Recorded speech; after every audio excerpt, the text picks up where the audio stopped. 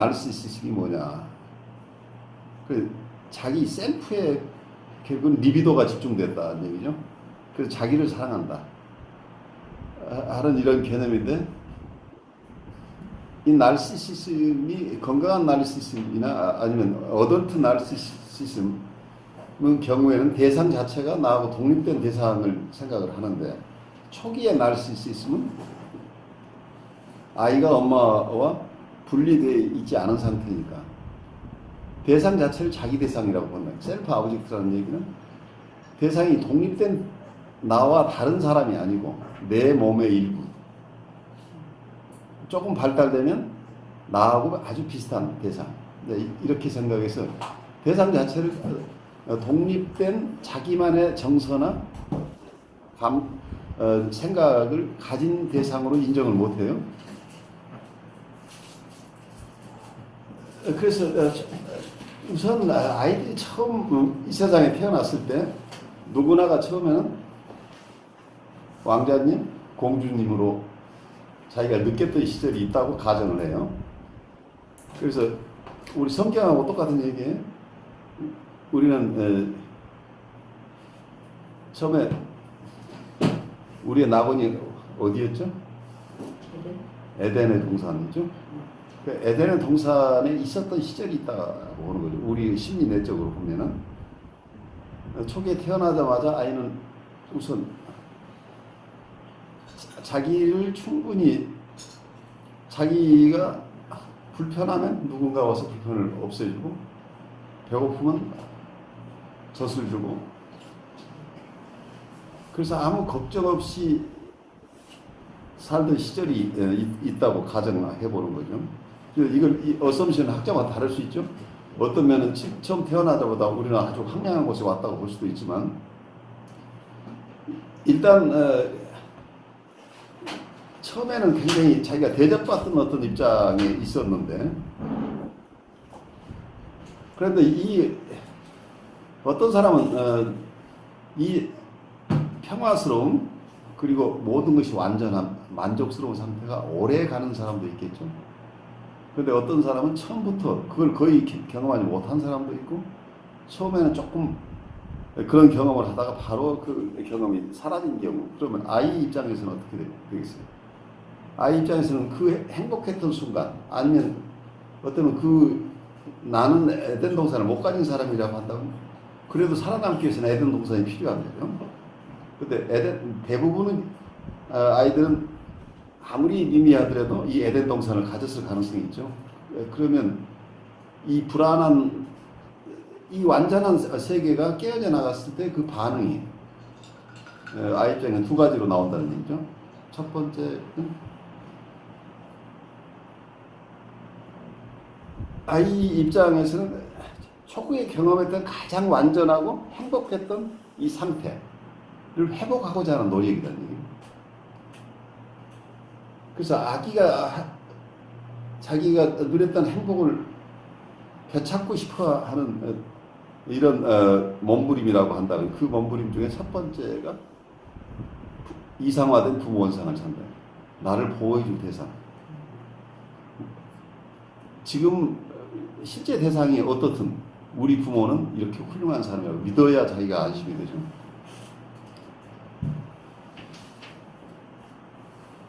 그래서 부모, 자기 대상이죠. 부모는 아직 자기하고 분리가 되어 있지 않으니까 자기 부모가 세상에서 가장 완벽한 사람이라고, 그러니까 믿는 거죠. 완벽한 어머니죠. 완벽한 어머니라고 믿는데,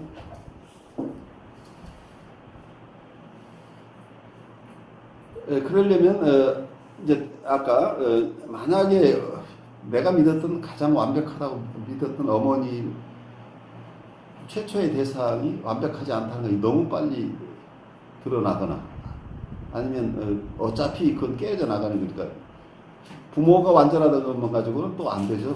또 하나가 내가 완전하다. 이 두 가지 축이죠. 그래서 그랜디오스 셀프라고 하는 게 거대 혹은 과대자기, 내가 아주 엄청나게 완전하고 힘세고 아름답고 이런 사람이라고 내가 믿어야 이 불안한 세상에서 나를 버텨낼 수 있겠죠. 그래서 내 부모도 완전하고 나도 완전하고. 근데 이걸 각각 분리된 얘기라고 생각할 수도 있지만 학자에 따라 이 하나로 설명할 수 있겠죠. 어쩌면 대상과 자기가 분리되어 있지 않으니까 대상 자체도 자기 대상이죠. 결국은 내가 완전하다는 것은 대상이 완전하다는 걸 분리하기가 사실 어렵죠. 그렇지만 임상적으로는 그 캐런 호나이 같으면 이걸 이상화된 자기라는 개념 가지고 병리적인 측면에서 접근을 해요. 이 두 개를 구별하지 않고. 그런데 코웃은 조금 더 임상적으로 이걸 분리해서 보았는데 어떤 경우에는 거대 자기가 중심으로 이렇게 드러나는 환자가 있고 내담자가 있고 어떤 사람은 이상화된 부모 원상 중심으로 이렇게 나르시시즘이 형성되어 있는 경우들이 있더라는 얘기죠. 그래서 임상적으로 볼 땐 이 두 가지 측면을 나누어서 보는 것이 의미 있겠다 하는 생각을 코웃이 했고 저도 그 부분에서 같은 얘기이긴 하지만 일리가 있어 보여요. 그래서 우선 이상화된 부모 원상 측면에서 본다면 아기는 온전하고 자기가 온전하고 살아있음을 느끼기 위한 노력으로 그가 가지고 있는 모든 힘이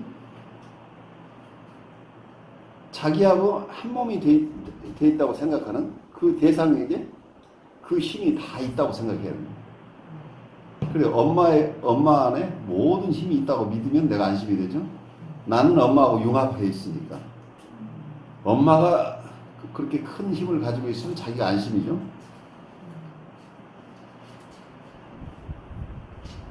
그래서 아이에게서 이상화를 한다는 게 여기서 자기의 불안을 덜어내기 위해서 아주 꼭 필요한 거라는 거예요.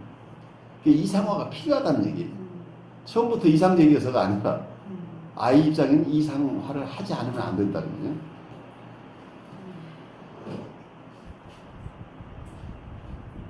그래서 어떤 면에서 아이들의 결핍이 많으면 많을수록 이상화를 찾게 된다는 거예요. 심리 구조는 어떻게 형성되느냐 보면 코 입장에서는 심리 구조가 어떤 퍼머넌트하게 영구적으로 형성되는 건 어쩌면 멜라니 클라인식으로 투사나 내사라는 개념을 여기서도 빌어와 쓰는데 원래 자기애가 자기 안에 있는 것을 대상에게 투사해서 자기의 나르시시즘을 대상에 투사해서 그걸 재내사화한다 하는 개념을 쓰고 있죠.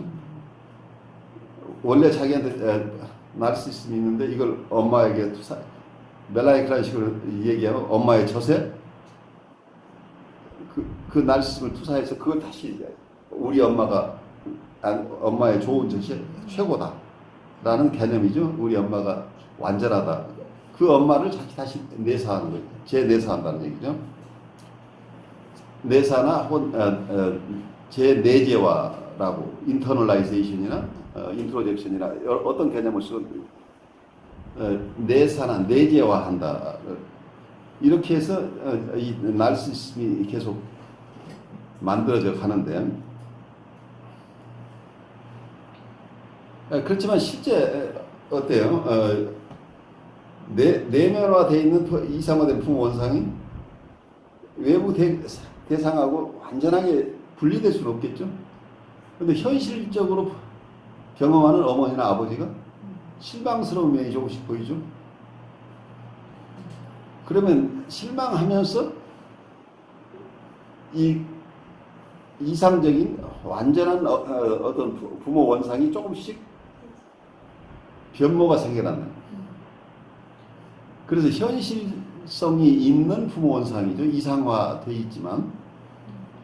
그래서 점차적으로 그 수정 과정을 거치는데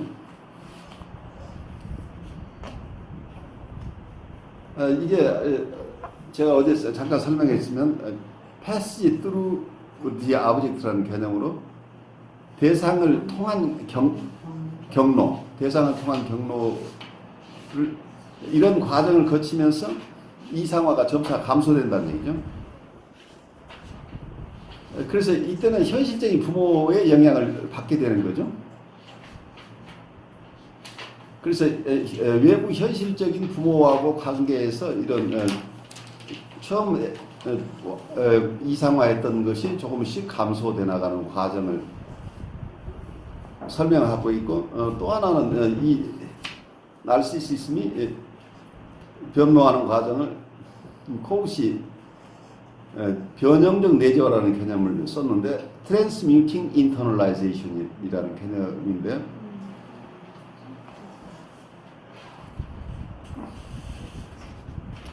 그래서 여기서는 양육자를 이상화하는데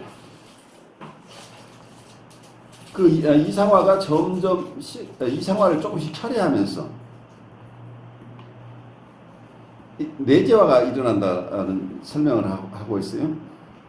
전에 그러니까 이상화됐던 대상이 여기서는 자기 대상이죠. 이상화했던 대상이 어쩌면 그 이상화했던 대상이 수행하던 기능이 있죠. 아이를 안아주고 달래주고 어떤 긴장을 조절해주고 어떤 자극이 있을 때 자극을 막아주고 하던 이 기능을 점차적으로 부모에게 모든 걸 의존하던 것에서 조금씩 이상화를 철회하면서 원래 자기 대상이 가지고 있던 그 기능을 자기 것으로 가져온다. 자기 것으로 가져오는 게 심리 구조가 형성된다. 심리 구조는 원래 자기 대상이 수행하던 그 기능을 자아가 획득하게 된다. 그럼 그 기능을 보통 이고라는 말이 어떤 이고의 기능들, 여러 기능들을 모아진 걸 이고라고 디파인 하기도 해요. 그러니까 자기가 원래 가지고 있지 않던 기능이 생겨난다는, 그 기능을 다른 쪽에서 보면 심리 구조가 발생한다. 그래서 심리 구조가 형성이 돼요. 어떤 역할을 할 수 있는 심리 구조가 있으면 그 자기 대상이 없어도 자기가 할 수 있겠죠. 그래서 이상화했던 자기 대상으로부터 독립할 수 있으려면 이 심리 구조가 형성이 돼야 된다.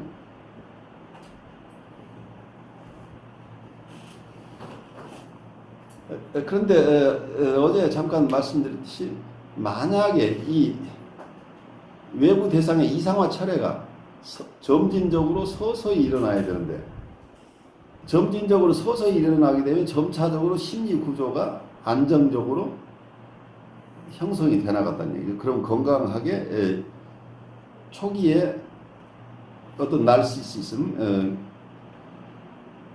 여기서는 이상화된 부모 원상이 너무 이상화된 존재가 아니고 현실 속에 그 부모가 가지고 있던 기능을 아이가 많이 가져옴으로써 그 이상화의 정도가 점점 줄어들겠죠. 리얼리티에 좀 더 가까워지겠죠. 그래서 이렇게 되는 경우는 최적의 좌절이라는 용어를 써요. 코우시, optimal frustration. 최적의 좌절이라는 게 참 어려워요. 그렇지만 최적의 좌절이라는 개념을 우리가 알고 있다는 것은 우선 중요하죠. 외상 상황으로 가지 않도록, 그러니까 아이의 심리 구조가 생겨나려면 불가피하게 어떤 좌절이 필요한데 이 좌절이 너무 미미하면 심리 구조가 생겨나지 않는, 그 정도는 그냥 넘어가 버리니까. 그래서 임팩트가 있어야 돼요. 충격이 있긴 한데 그렇다고 외상이 될 정도가 돼서는 안 된다. 외상이 된다는 것은 이 아이의 이고가 감당할 수 없을 정도의 어떤 정서적 상황이 오면 이건 트라우마가 돼버리죠. 외상이 돼버리니까. 그래서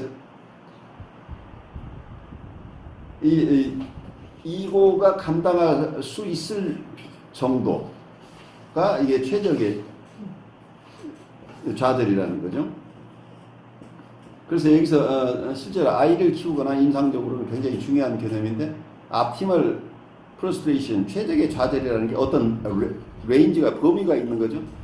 너무, 그러니까 아이에게 좌절을 하나도 안 주게 되면, 그러니까 미미한 좌절만 주는 경우, 미닝풀하지 아이가 그냥 무시할 만큼의 그 정도의 박탈을 가지고는 심리구조가 생겨나지 않는다는 거죠. 아이 입장에 좀 참으면 엄마가 다 해주는데 자기가 할 이유가 없어요. 그런데 아이가 너무 박탈감이 심해서 자기 혼자 버텨낼 수 없을 만큼 상처를 주어버릴 정도가 되면은 심리구조가 생겨나지 않고, 어떤 면은 심리구조가 생겨나지 않는다는 얘기는 원대상이 없으면 원대상을 찾아 온 동네를 찾아다닌다는 얘기예요. 그래서 초기에 원대상이 없으면 이걸 대체할 대상이라도 계속 찾아다니는 거예요. 심리구조가 형성이 안 된다, 이 얘기는 굉장히 중요한 의미예요. 우리 안에 심리구조가 형성되지 않으면 자기 대상이 필요한, 자기 대상이라는 것은 자기하고 분리되지 않은 대상이에요. 자기가 마음대로 사용할 수 있는 사람이 필요하다는 거예요. 자기가 마음대로 사용할 수 있는 대상. 그러니까 결국 수양엄마를 찾아 나선다는 거예요. 그러니까 이분이 독립이 안 된다는 얘기죠. 혼자 세상을 살아갈 능력이 없다는 거죠.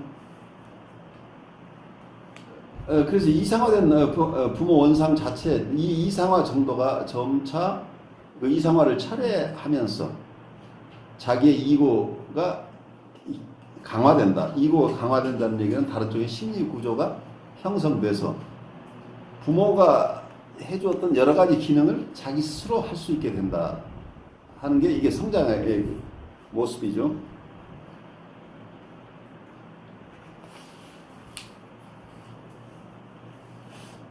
그런데 이런 이상화된 부모 원상이라는 게 실제 치료 과정에 들어가면 임상 상황에서 여러분이 내담자를 만났어요.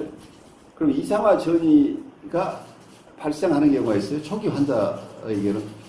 초기 환자를 만나면 이상화 전이가 발생하는데,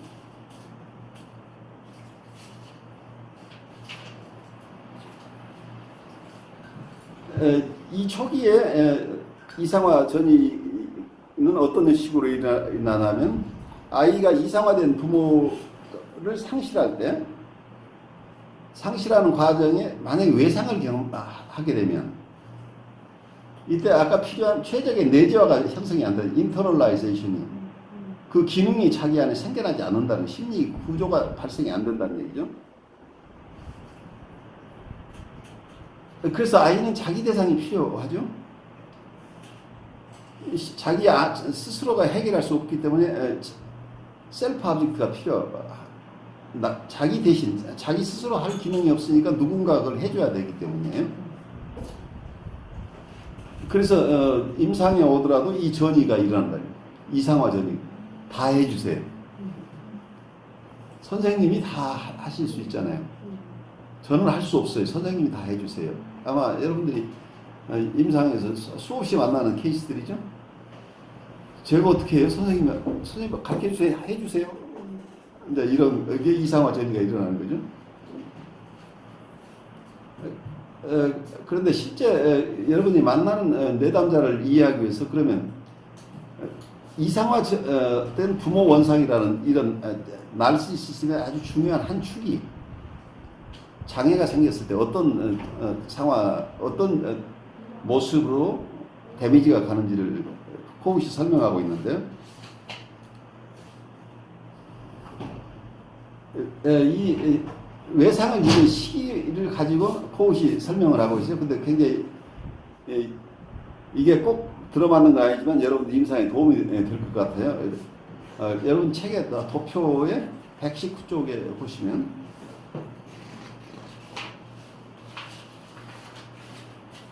첫 번째, 이걸 세 집단으로 나눴는데, 초기에 전 오이디푸스기의 초기, 생후 18개월까지의 상처가 있으면, 이 시기에는 만약에 초기 태어나서 18개월 이 무렵 초기 단계, 그러니까 프리 에더퍼스 피어리어드인데 그 중에 초기 단계예요. 이 초기 단계 외상이 생기면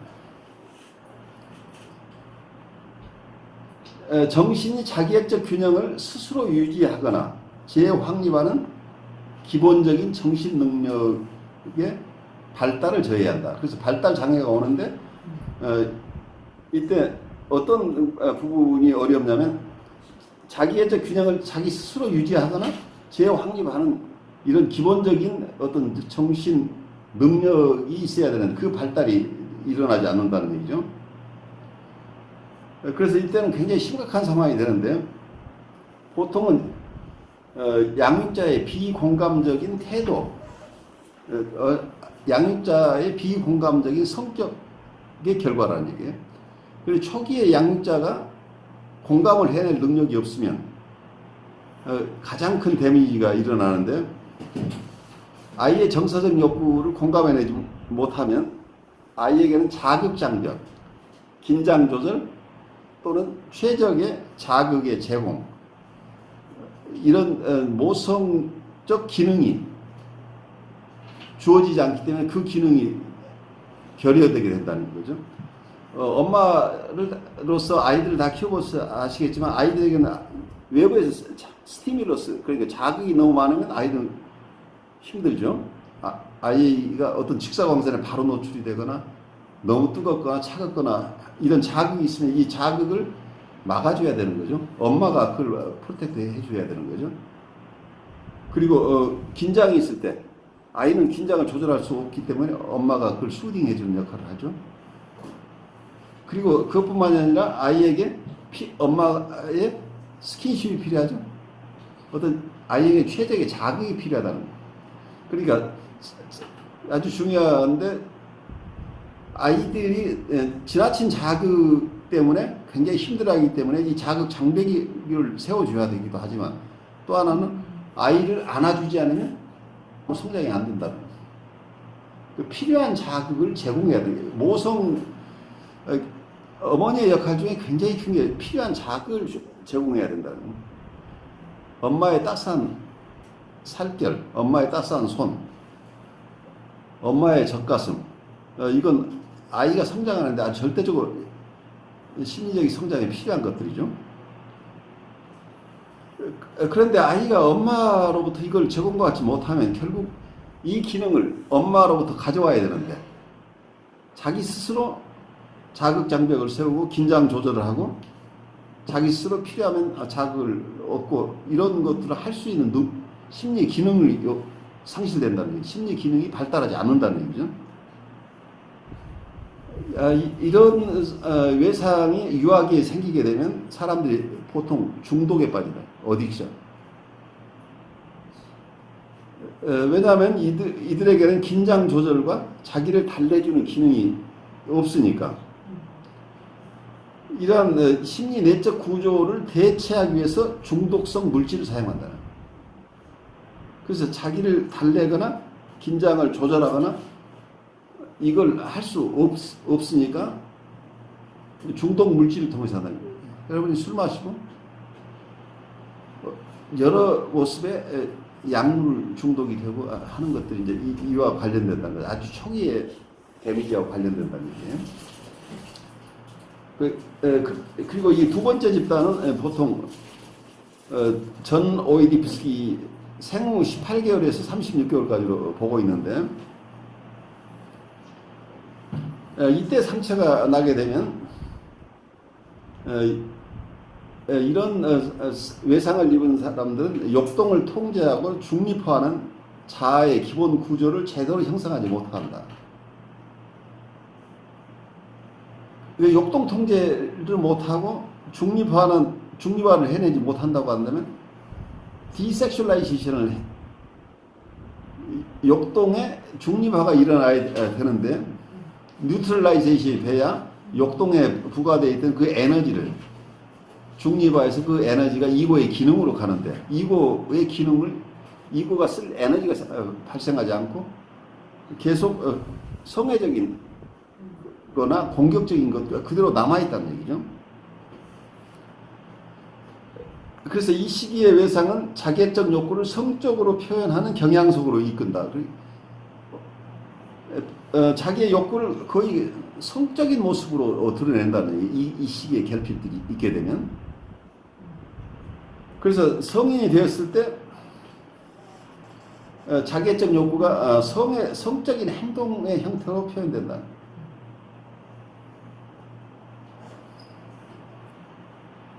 그것은 이런 성적인 행동을 자객적으로 입은 상처를 자기가 달래주고 안정시키는 시도로 이해한다는 겁니다. 그래서 여기서 이 시기를 생후 18개월에서 36개월로 봤는데 이 시기에 외상이 심해서 심리구조가 발달하지 않으면 굉장히 성을 추구하고 탐닉하는 형태로 드러나는데 사실은 이게 자기애적인 욕구의 결핍에서 온 거라는 거예요. 그러니까 이게 정상적인 성적인 욕구가 아니라는 걸 이해하셔야 되겠죠. 그리고 세 번째 집단은 에더퍼스 시기와 그리고 잠재기 보통 3세에서 7세로 코웃이 보고 있는데 이때 이 세 번째 그룹은 초자가 아직 충분하게 완성되지 못한 상태에서 오이디푸스 시기 또는 잠재기 초기에 생긴 그 외상의 결과와 관련되어서 이런 어려움을 가진 분들이 생겨나는데 오이디푸스 후기나 잠재기 초기의 상처를 경험한 성인은 일단 자기 나름대로 가치와 기준이 있는 초자가 생겨나긴 하는데 그 초자가 완벽하지 않다는 얘기예요. 그 초자의 이상화가 충분하게 일어나지 않기 때문에 상처 때문에 이분은 외부의 이상적인 대상을 끊임없이 추구하며 이러한 외부 대상으로부터 충분하게 이상화가 되지 않은 자기 자신의 초자가 제공해주지 못하는 인정이나 지도력을 얻고자 한다. 코웃은 보고 있어요.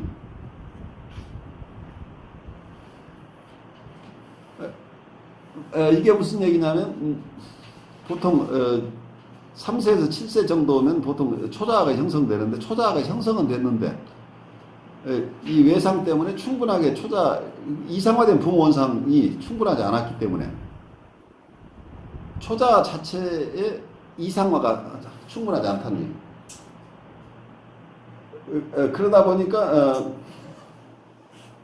자신의 초자아가 보통은 이상적인 부모 같으면 아이를 항상 인정해주고 그리고 필요한 아이 가이드를 해주고 이럴 때는 인생은 이렇게 사는 거야 하면서 아이를 잘 이끌어줄 수 있는데 그 능력이 결여되어 있다는 얘기죠. 그런데 이게 원래 부모가 자기를 잘 인정해주고 그리고 필요할 때 적절하게 지도력을 발휘해 주었던 부모를 가지고 있으면 이걸 내면화한 초자가 그 기능을 해준다는 얘기예요. 그런데 이런 경험이 없으니까 자기 초자가 자기를 인정을 못해요. 이상화된 부모 원상이 있어야 된다. 이런 거. 아주 좋은 부모가 내 내면에 있는 사람은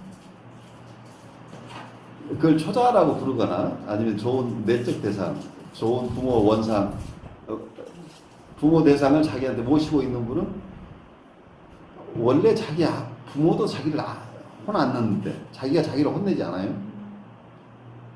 근데 자기 안에 있는 부모 원상이 항상 야단만 치었던 부모가 있었다고 한다면 내가 가진 초자는 지금 말씀한 대로 항상 혼내고 벌주고 이렇게 하라 저렇게 하라 지시하는 초자만 내한테 있다는 얘기죠.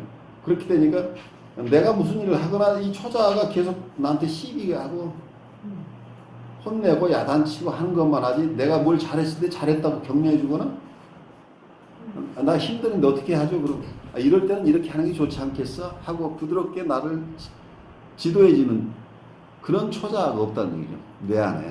내 안에 부드러움이 없이 내가 나를 인정해주고 내가 잘 갈 수 있도록 지도하는 그런 초자를 가지지 못하기 때문에 그러면 어때요?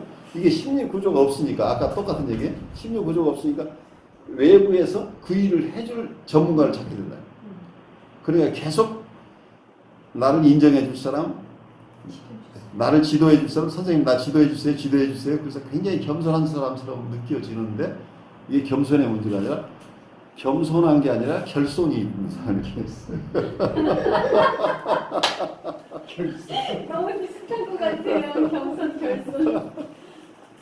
그러니까 이게 참 비극이죠. 그러니까 왜 외부에서 자기 대상을 찾느냐면 결국은 자기 안에 심리 구조가 형성이 되어 있지 않아서, 그러니까 어떤 사랑스러워서 이연인토 러빙이 아니라는 얘기예요.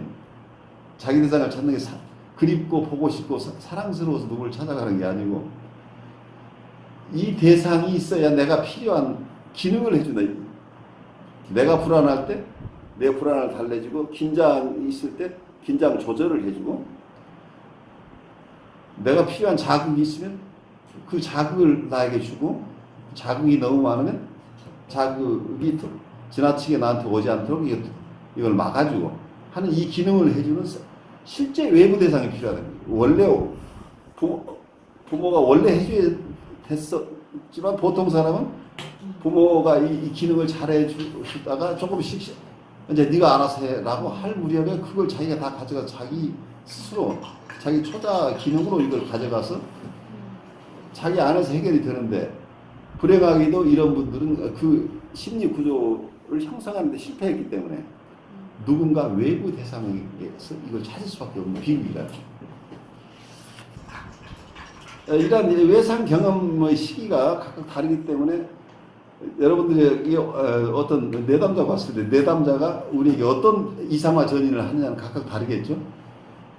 이 사람 외상의 시기에 따라서 어떤 사람 와서 긴장 조절을 해달라고 할 거고, 어떤 사람은 자기의 성적 자극이 자꾸 생겨난다고 호소하고 있는 사람들도 자기의 어떤 니드가 채워지지 않아서 이런 분들이겠죠.